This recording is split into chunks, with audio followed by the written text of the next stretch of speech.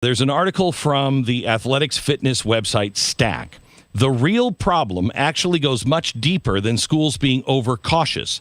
The truth is, modern kids are lacking some fundamental skills needed to safely play tag. What was once considered a simple and honest game of good fun has become a nightmare on the playground. Children are starting to hit with such force that they often end up whacking their opponent across the back with a monstrous slap. Modern kids often lack the innate ability to judge how much pressure to apply during games that require human contact, largely due to an underdeveloped sense of play.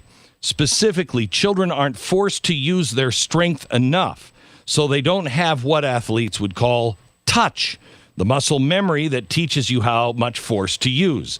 What is causing this lack? All sorts of things. Video games, aversion to manual labor, unavailability of a parent for wrestling. Daycare workers are much less likely to wrestle with a child than the mother and father is. Yeah, I bet. So schools should allow tag, but parents and schools should also make sure their children wrestle and play with large rocks more. This is bad news. Our kids are becoming absolute Wall-E creatures. We're just,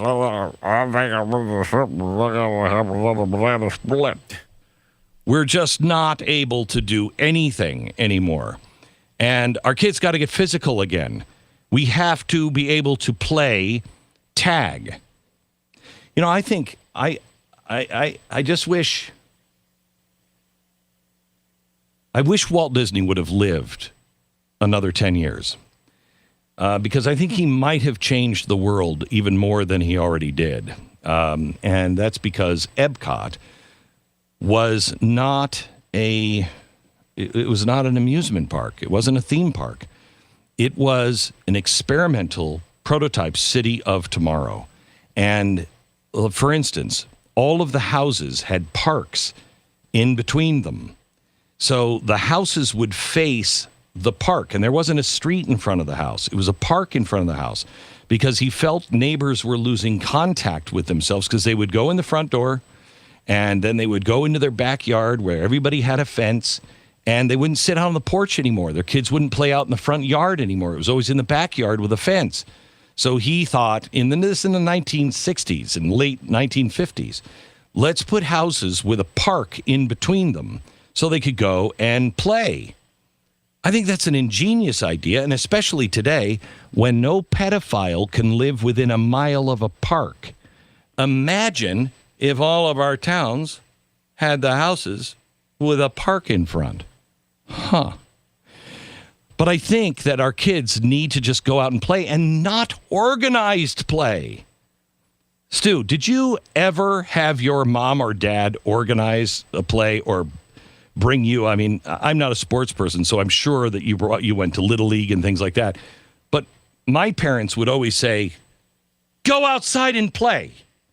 Go find some friends and play. I mean, right? 90% of that. I mean, yes, I did Little League. You had occasional like basketball leagues or something you'd jump into. But generally speaking, 90% of the athletics you'd participate in would be in someone's backyard, in a game that you arrange on the fly. Correct. You know, and make up the rules as you go along. That's kind of how it works. Right. And it doesn't work that way now. I mean, they don't 100% know how. As guilty as anyone with this. Like my kid is, both of my kids are in organized sports. They play them all the time. Yeah, they'll have their friends over and they'll make up games and they'll go swimming and they'll do all those things. But it's the percentage of time they spend on just improv rather than something that is separate from that. It's totally upside down. And if they can't rule themselves, if they can't put a game themselves, and when people were arguing, they didn't go run for mom. My mom would have said, work it out. Work it out. If you can't work it out, if you're always looking to an adult, an authority, a figure, to tell you what to do, to tell you what the rules are, and to settle all the scores, you have no ability to actually rule yourself in a free society. None. You don't understand it. I think that's true. And I think it's this is something that we've talked about before with the free range kids program, which is a really great idea. Talking about how kids should be able to kind of roam and they should go to parks by themselves. And I will say, as a parent, even a parent who spends a good chunk of his time, researching crime statistics, knowing that it's safer now for kids than it ever has been to do such activities. It is safer than it ever has been.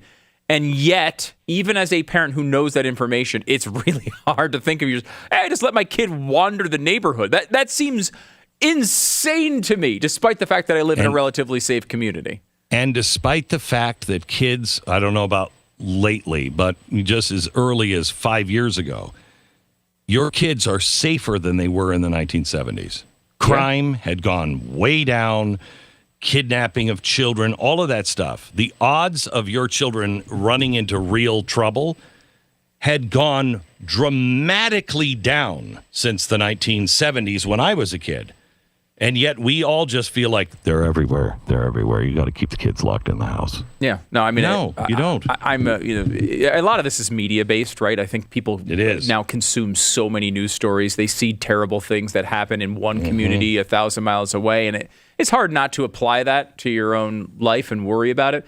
But I mean, like the stat that blows me away. I mean, we talk about stats all the time. I'm a bit of a numbers geek, but like, the stat that I think is maybe the most shocking statistic that I've ever found in all the time I've been doing this show and all the other shows that we've worked on is that when I was in high school, this is in the 1990s, when I was in high school, I was 4 times as likely to die in a school shooting than I am today. 4 times as likely to die in a school shooting in the 90s than people are today. Was that because there were no mass shootings? There were just shootings of one kid at a time? Yeah, and I a lot of it's that, like there were tons and tons of shootings that happened 1 and 2 people rather than a spectacular, 14. horrible 13, 14. And we know about those stories much more. But I'd hesitate to believe that if you go back and ask one of those parents whose one kid was shot in a school shooting, whether they'd care if they were shot in a 1-person shooting or a 30-person. I don't think they'd care at all. The bottom line is that a lot of these things have improved. Now, we've seen a bit of a turnaround since the summer of 2020 or so, where we've seen these rates rise up in ways that are really scary and increasing and giving us trends that look bad. But still, the improvements from when I was a kid and when you were a kid are incredible. I mean, it's been a real miracle, and despite the fact that we've tripled the amount of guns in this country. It's and this is going to sound really harsh, and I don't mean it as harsh, but I want to make a point here. It's almost like in the old days, we were like, oh yeah, I mean, of course he was shot. He was, bad kid or, whatever. But now it's this psychopathic, bloodlust that is so hard to understand. Yeah, I don't want to downplay the school shooting thing. I mean, part of the reason why it's so terrible today is because it feels like it happens in these communities to innocent children, not kids that were like, and I remember in drug gangs. Yeah. I remember bad things happening to kids, in my area back in the day. And usually it was the kids who were wrapped up with the wrong crew. And it's like, you could be the best kid in the world, walk into school ready to hand in your A+ book report and get shot. I understand why that's a news-making thing. And I also understand it because it's such a difficult problem to solve. You're talking about people who generally don't have records. They don't have these problems. A lot of times they get a hold of guns that they didn't even buy or they got somehow illegally. They come in and they just decide they're going to do these terrible things. Of course, I understand why they're big news stories, but I do think we cover them completely inappropriately. We give the people who are the murderers in these cases the attention that they are desiring, which is a horrible, horrible reason. And every study shows it causes more of these things to happen. And yet, especially when people don't have a purpose in their life. Kids are looking for meaning. They're looking for a purpose in life. And the only thing society is handing them is victimhood and celebrity if they do something crazy. And that gives them meaning. I counted for something. I'll be remembered. as you grow older, at least I have, I've known some really great people. And I mean, even Billy Graham. If Billy Graham's son weren't still doing things, in just a few more years, no one would remember Billy Graham. You know what I mean? Only the old people who experienced him. The average person, no matter how big they are, they don't make a lasting impact for people to remember them in history. And in this particular time of life, our kids are being taught that's the only thing that matters is fame. That's a very dangerous thing. Yeah, I think that's true. Yeah. And again, people will replace these foundational beliefs with something. We're not capable of having nothing.